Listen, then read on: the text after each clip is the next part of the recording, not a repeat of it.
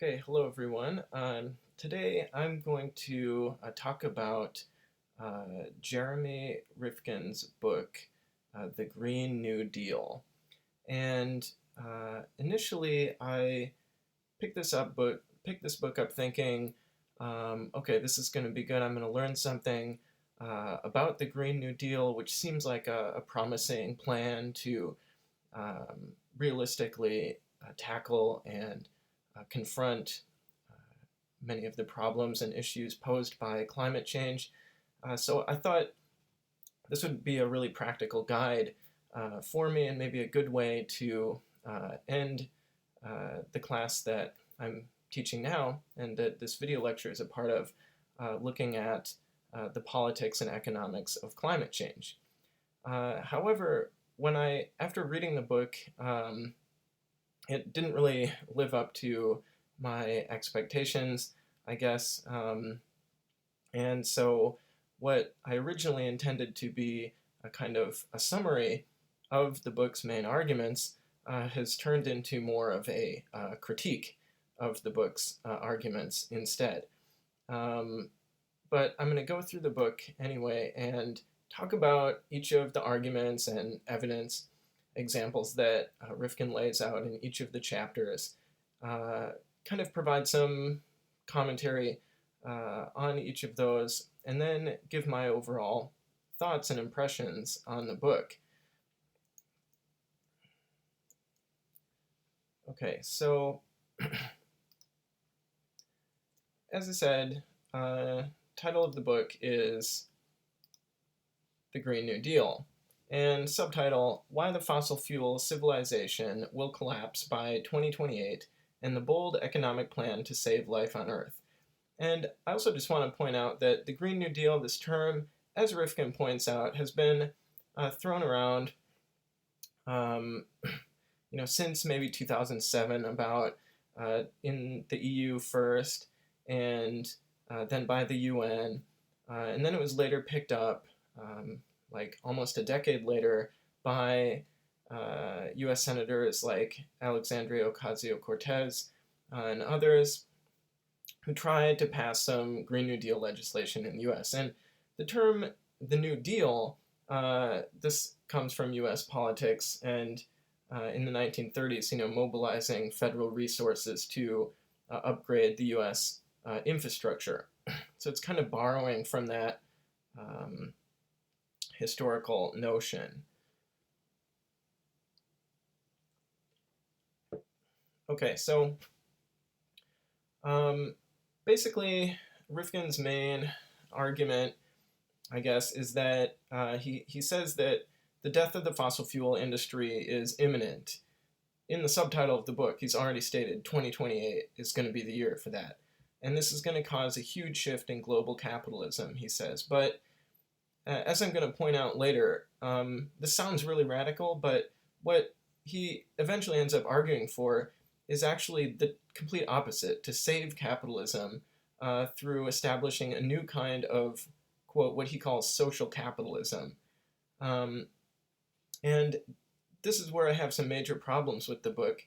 First of all, it doesn't set out to do what it claims, and then, or it doesn't achieve what it sets out to do, and then neither does it, for instance, attempt to hold polluters accountable. It doesn't rectify any of the inherent inconsistencies in global capitalism, for instance, that it's predicated on constant growth, the accumulation of capital, or exploitation of the earth and labor.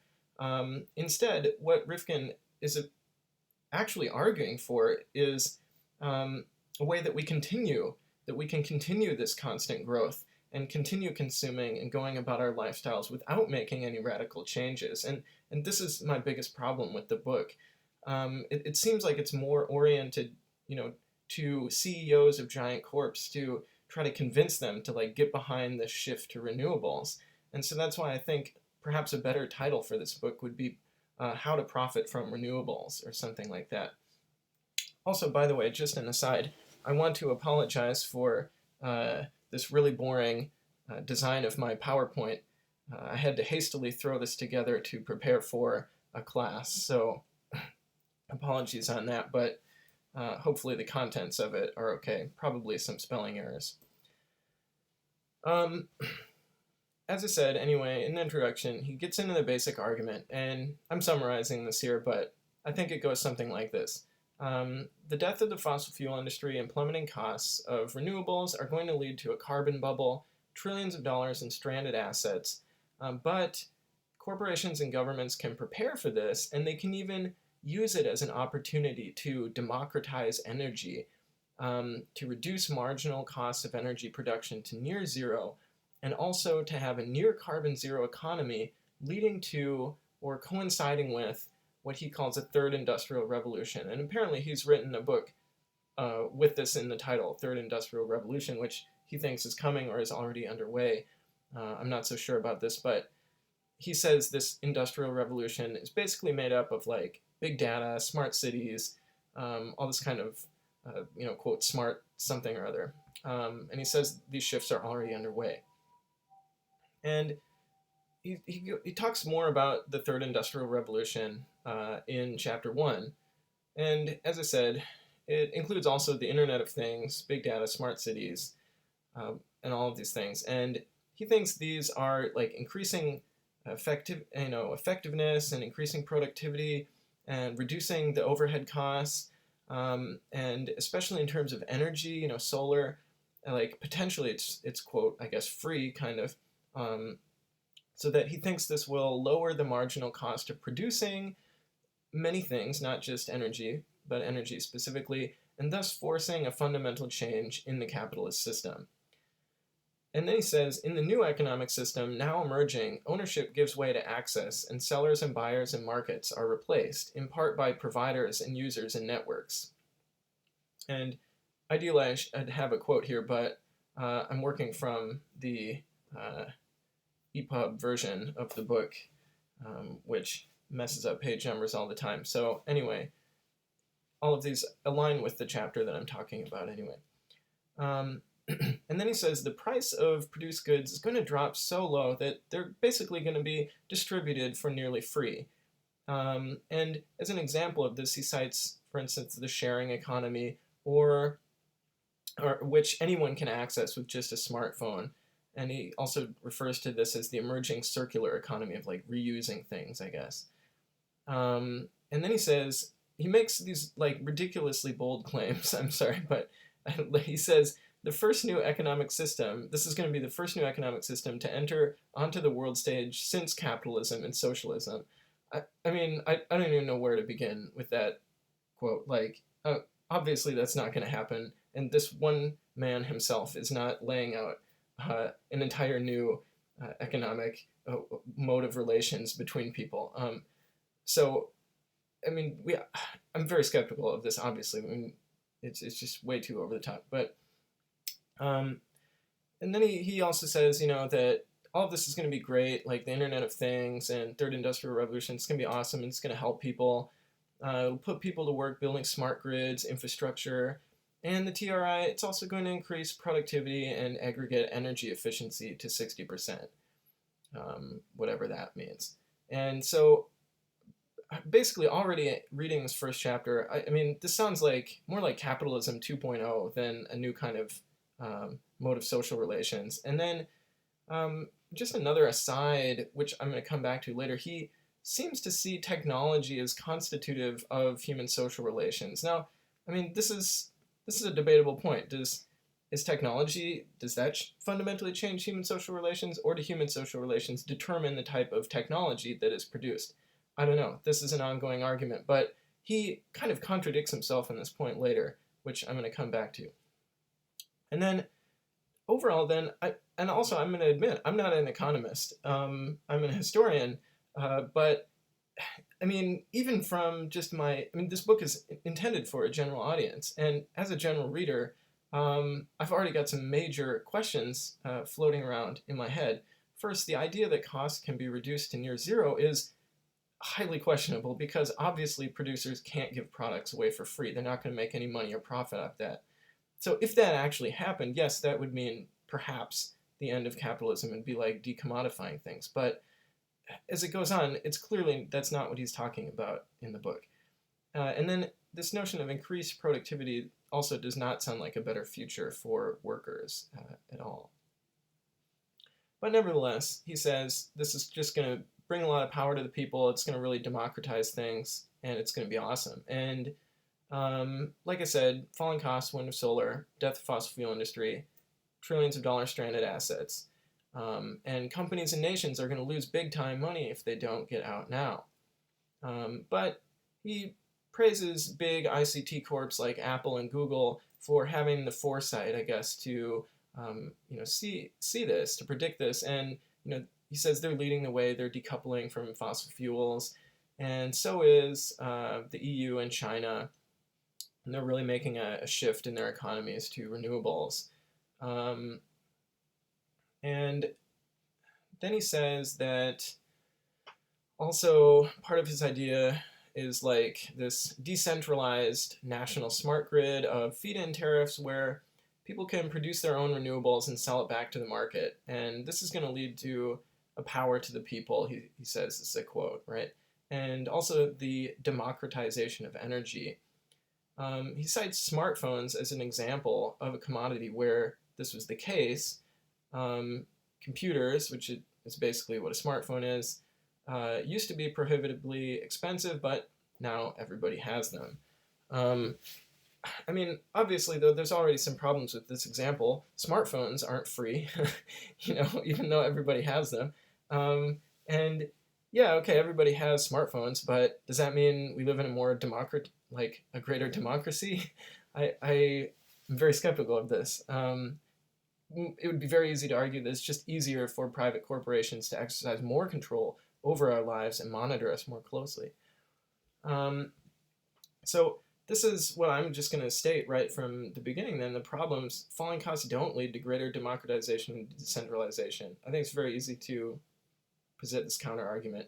They're partial result of increased monopolization of markets. And he even notes that power companies will, this is a quote, by the way, power companies will profit more from managing energy use more efficiently and selling less rather than more electricity. So he bluntly states that power companies are going to profit more. And he says powering economies with all renewables will make China and the European Union the two most productive and competitive commercial spaces in the world. Note again, commercial spaces. So this is about increasing GDP, increasing profit, which means that you cannot reduce the price to zero. You have to have a price, a fixed price on something. And again, yeah, so price of things falling to zero in capitalism is sketchy. I mean, even if the sunshine is free, someone still has to manufacture solar panels, for instance. So lower costs would then hypothetically be predicated on their further exploitation. And if the marginal cost of overhead projection, let's just, hypothesize here, if it were really to fall to zero, then it would make more sense to provide that energy, for instance, as a free service rather than a low-cost commodity. If it's just the latter, a low-cost commodity, prices are going to be determined artificially or arbitrarily by giant corps, as is already very apparent, for instance, in the price of digital music, which is the exact same price as buying a CD or a record 30 years ago, even though the overhead costs of producing digital music of these companies is, I don't know anything about this, but I'm just going to assume almost zero. Okay, and then chapter 3, he talks about his experience. So he's basically talking about like zero carbon living. I don't really know what this means. I guess like he starts out talking about transportation, and then he goes into like agriculture and modifying buildings and whatnot to be more energy efficient. So I think what he really means is just energy efficiency, but I don't know, whatever. He draws from his experience advising CEOs of Daimler and Ford and these giant companies, and to talk about this revolution in transportation that's happening. And he cites GM's Larry Burns to say, quote, 80% of the vehicles currently on the road are likely to be eliminated with widespread adoption of car-sharing services over the course of the next generation. The remaining 240 million vehicles will be electric and fuel cell, powered by near zero marginal cost renewable energy. Those shared vehicles, in turn, will be driverless and running on automated smart roads. The big auto manufacturers will reposition themselves as aggregators of the global automated mobility and logistics internet, managing mobility services. Um, so I don't know. I mean, just it just sounds like a complete gushing praise of capitalist technology and modes of production. Like everything's going to get better. It's all going to be great. You just have to trust these giant corporations to do the right thing, which they already are. Blah blah blah, something like that. And then he says the tipping point for fossil fuel cars will be around 2024, 25. I don't know. I mean, that's probably right, I guess. Who knows? And here's another quote of the role of these giant car companies.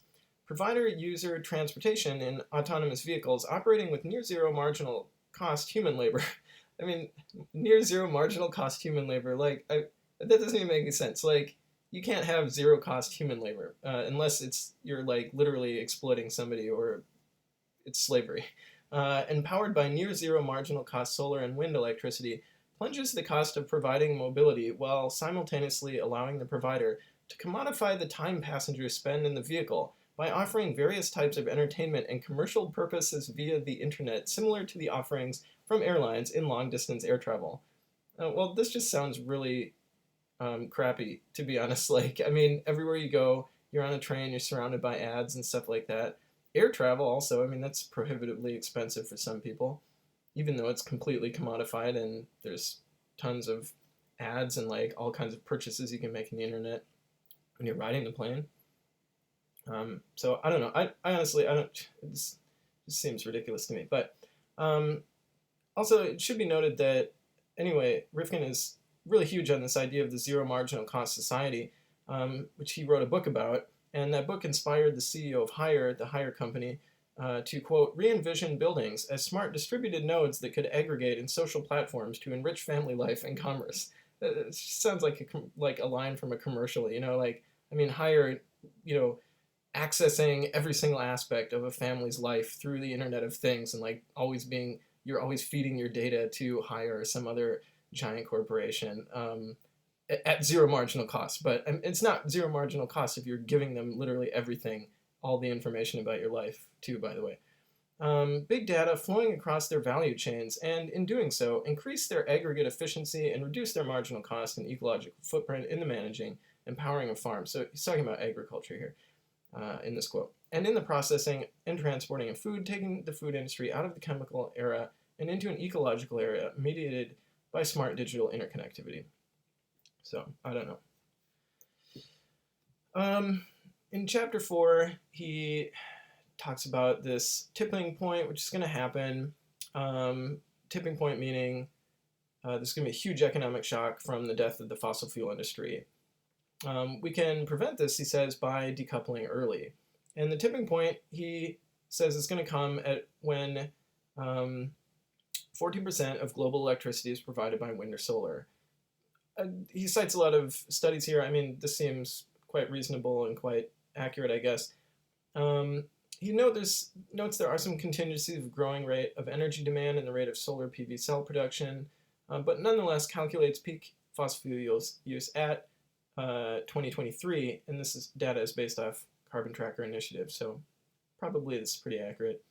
He also talks about how rising oil prices, so he talks about the price of oil, like, and I'll cite a quote later, you know, it could go either way, basically, he's suggesting.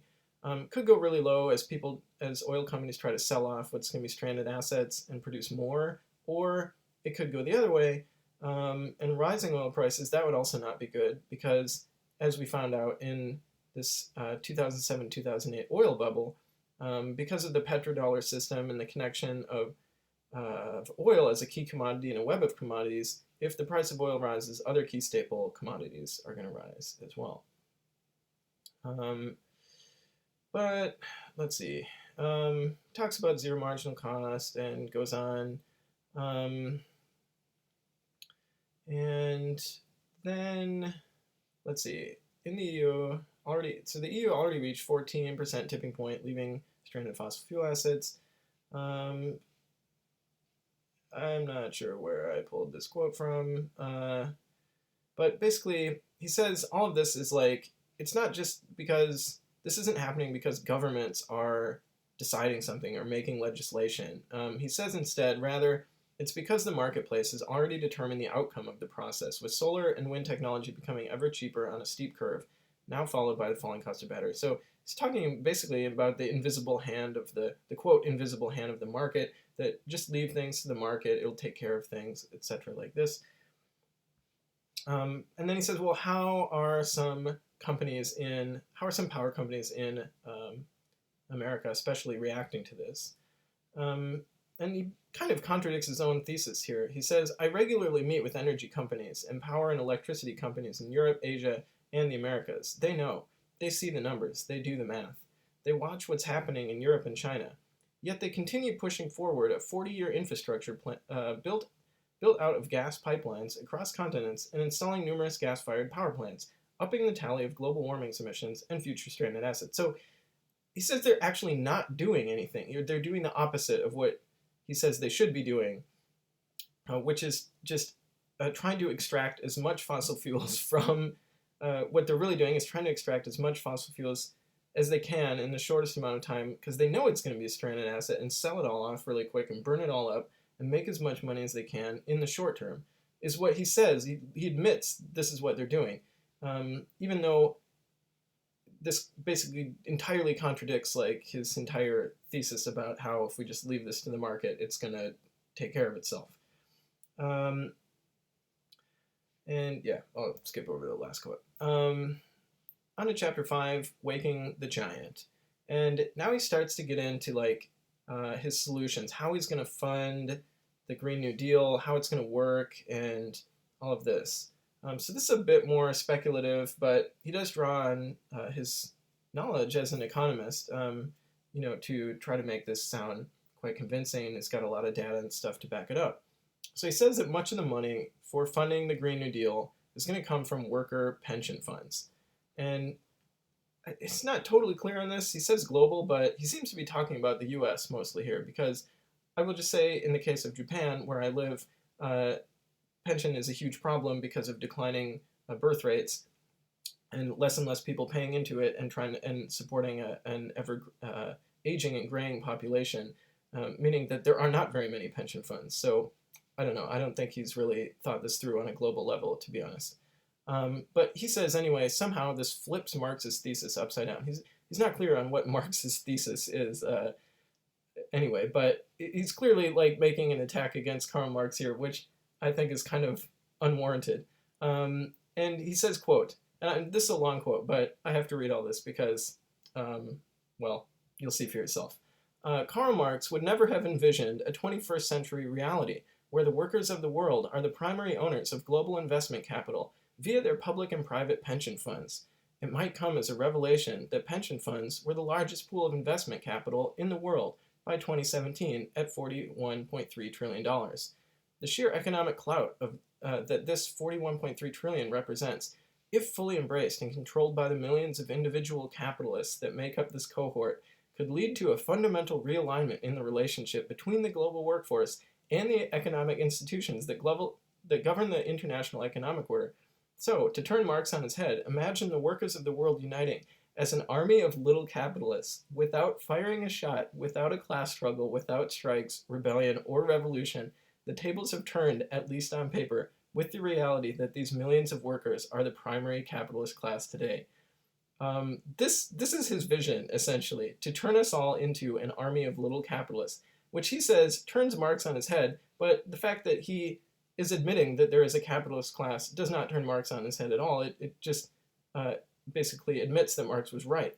And he's saying that also the notion that there would be capitalists at all is predicated on the simultaneous existence of classes of workers who are then exploited on an ever greater scale. So all that he seems to be arguing here is for adding a few more capitalists to the pool, letting a few more people be capitalists, basically.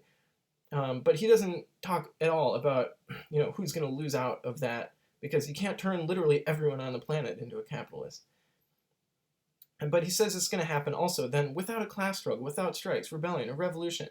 I mean, this is this sounds ridiculously utopian, and to the point of where it seems like it's just totally trying to justify the existing exploitative system that we have today. Like, hey, everybody, you don't really need to do anything at all. Just sit back, relax in your house, buy up all this big technology by giant corporations, let them handle things, and everything will fix itself due to the invisible hand of the market. I mean, this is literally what he's arguing right here.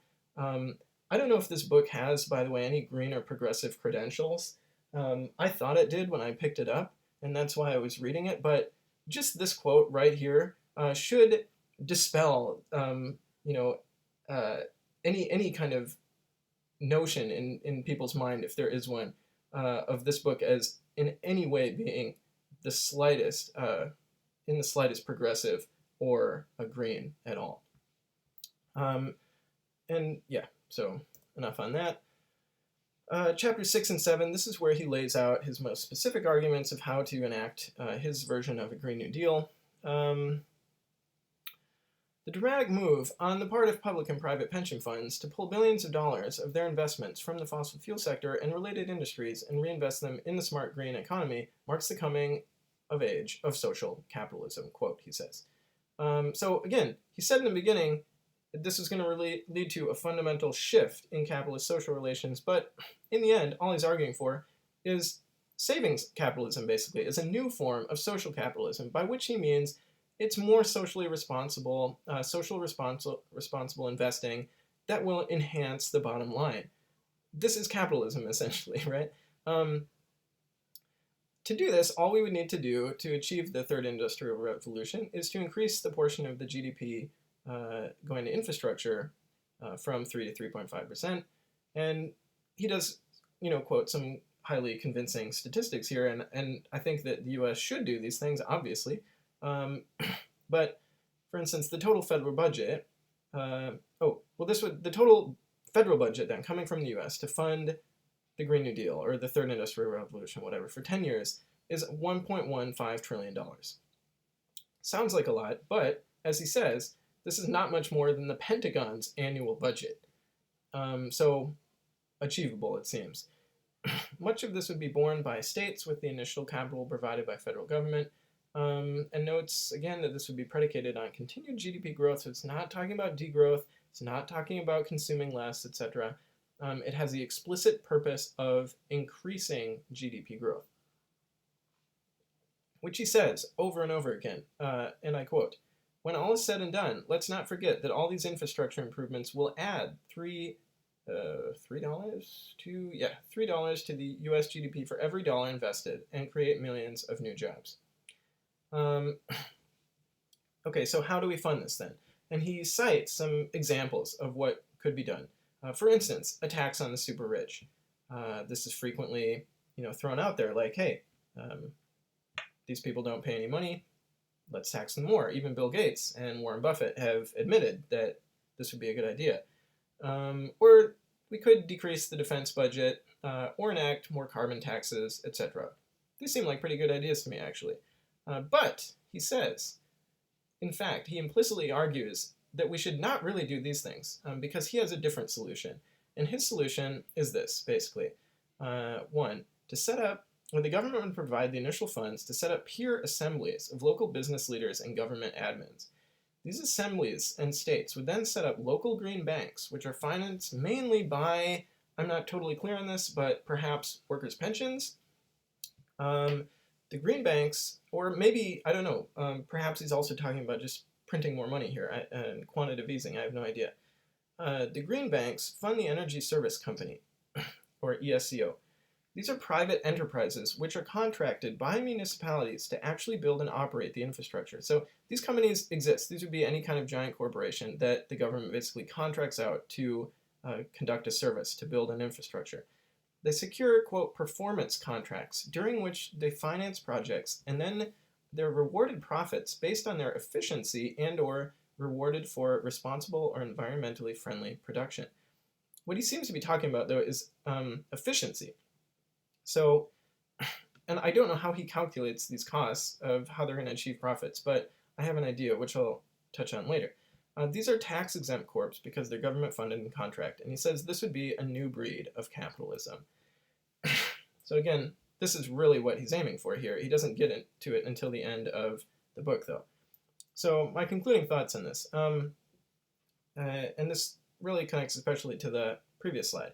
It's not clear what the cost of energy is going to be based on in this model, in this so-called efficiency model that these ESCOs would operate on.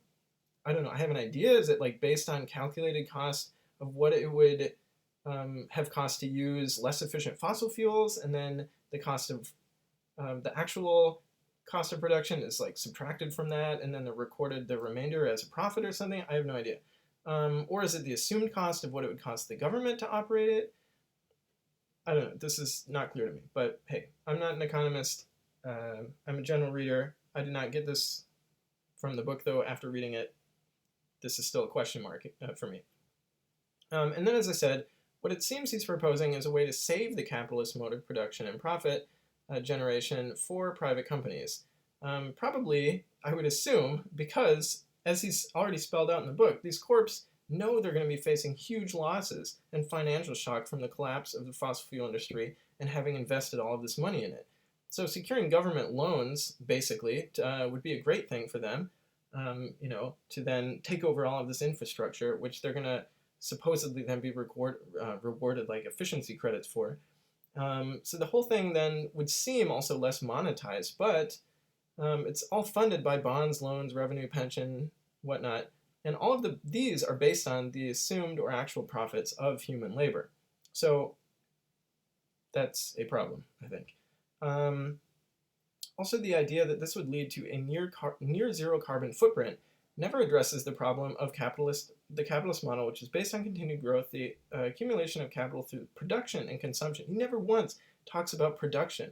He mentioned somewhere, I think, that most of the CO2 produced from a smartphone over its lifetime, like 85% or something, comes from producing the smartphone, not actually using it.